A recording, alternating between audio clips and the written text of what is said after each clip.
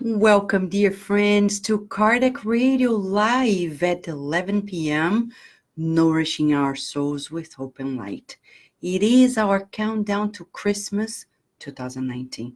If you're listening to this program at any given moment, on demand, during any given year, what we're going to share with you is immortal messages that are immortalized and are of immortal content as well.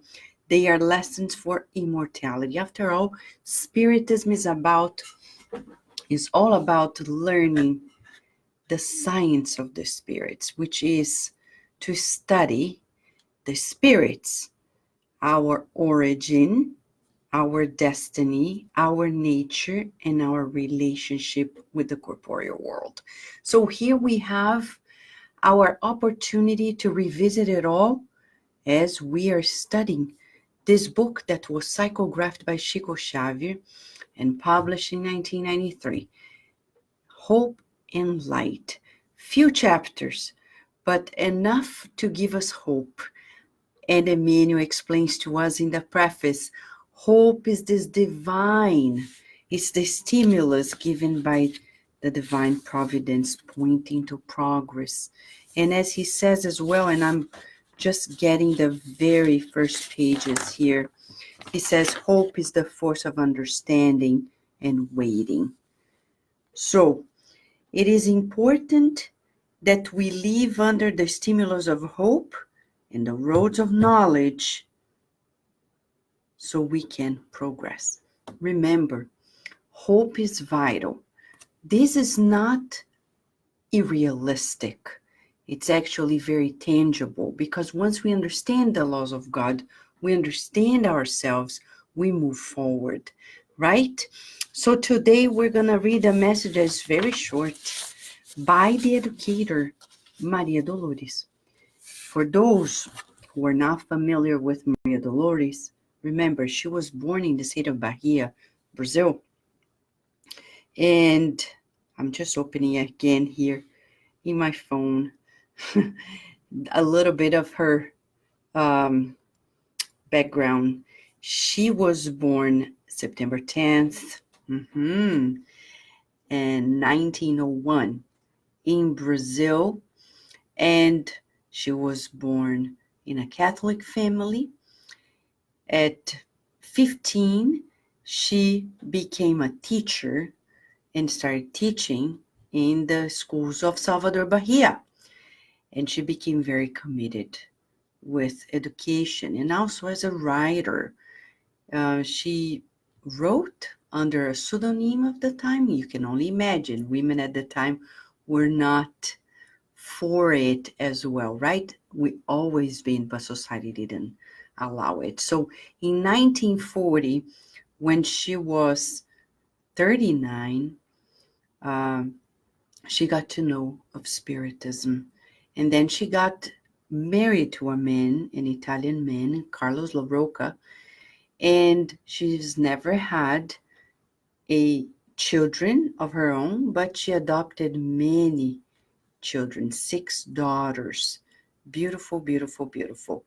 She helped in so many ways, including later on in her life, later on, when she was 51 years of age, she became a collaborator of Divaldo Franco's Mission of the Way because he founded it in 1952. After she discarnated, of pneumonia, she actually started cooperating with Spiritism at another level by writing through Chico Xavier and Divaldo Franco. There are books that were written through both, and today we have a short poem that was written by her.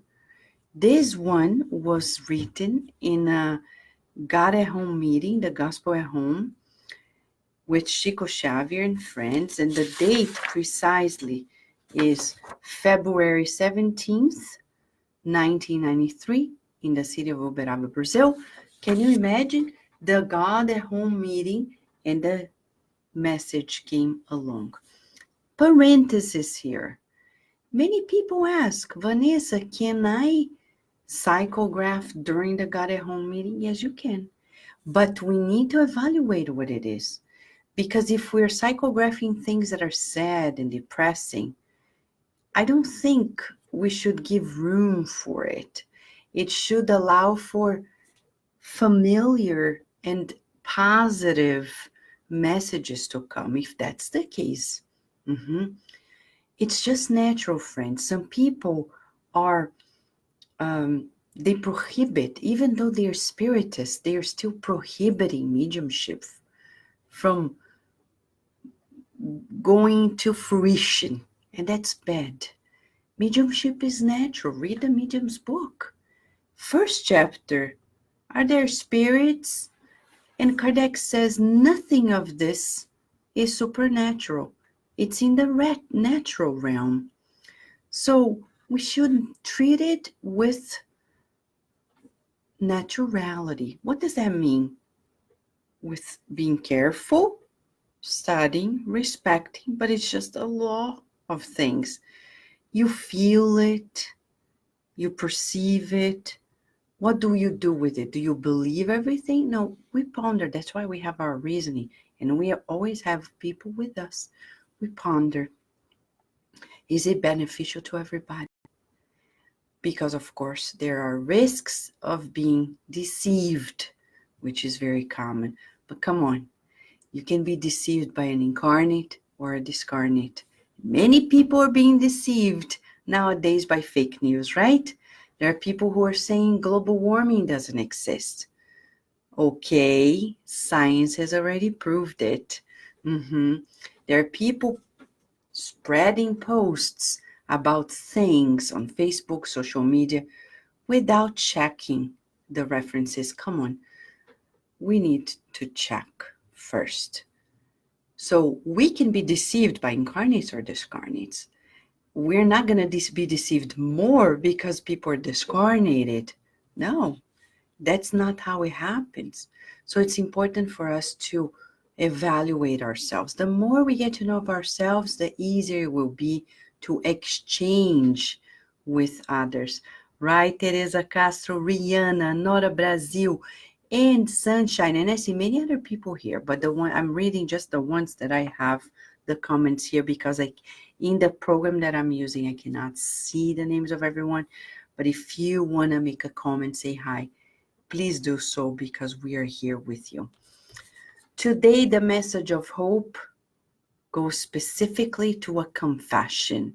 A confession, a poem, very educational, written by Maria Dolores. Right, Quero Correia? Are you ready, friends? Yes? Okay. So let us then read. It's just a little tiny bit, but deep. Ready? Confession. Interesting, huh? Reviewing the failures I have, one of the several and the ugliest is the one that I put most effort in seeing other people's failures. And oftentimes I am wrong. Lord, keep me in the good. I also fall on the road. I cannot judge anyone. The end. And you're like, no, is this it? Yes. First of all, this is a message that comes in the God at Home meeting. Why? Because the good spirits come to educate us. But are we listening, huh? Are we listening? There's a beautiful message in the book by Emmanuel, The Truth, the Way, and the Life. There is a message talking about mother's advice. It's when Emmanuel rescues that passage that Mother Mary was reminding people who were there to listen to her son. She said, listen to him, do as he says. But do we? Mother Mary is repeating to us daily. Are we doing it? maybe yes, maybe no, sometimes yes, sometimes no, but we have the consequences, right? She's saying here that the failures, who likes to talk about failures, right? We often don't like to talk about failures, but it's important to observe them. St. Augustine tells us in the Spirit's Book by Allan Kardec that we need to evaluate ourselves when we go to sleep. In that chapter, Sleep and Dreams, evaluating ourselves and asking, have I done the best I could? What can I do better? Some people resist to do that analysis because they feel they're gonna fall short and feel so guilty. And guilty is terrible, right? Guilty is bad in itself. It doesn't help anyone. But remember, God allowed us to make a choice. Did you know that? Yes. But Vanessa, why does God allow me to make choices that are wrong? Because we're learning. And it's okay. When it's not okay, we're not going to be allowed to do it. How often you try to do stuff and it doesn't happen? Sometimes they are not for the good.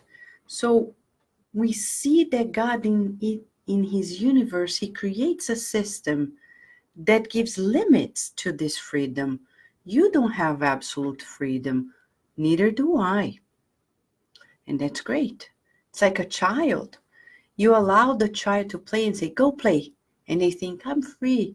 Not quite. You have limited, space and time for it and possibilities. You're not given like free reign. None of us have it. So when we are allowed to do something, God vouched for it. So God is the one that is saying, you can do it, but remember, there is an action and also there is a reaction.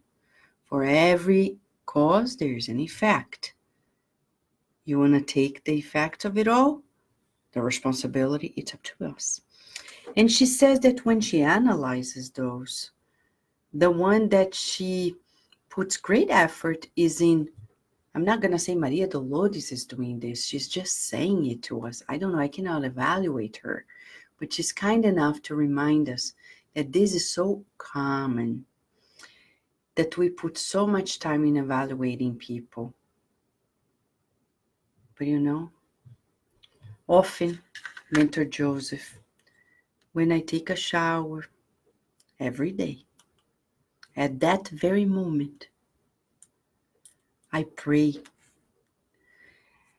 because water is so beneficial to us. It's cleansing of everything, energetically speaking, too, not only the body. And it's the opportunity for us to be grateful and also to allow ourselves to be treated. Often there, I find Mentor Joseph in all of his messages he sent already, and I didn't notice. It's as if I'm opening a mailbox and getting the messages. And he says, look at this, observe that. But he doesn't say it to put me down. He's saying it to educate. And I say, oh yeah, you're right. Have to correct that. That's it. As long as we realize it, we miss the mark, which is repentance. Then I work on the next steps.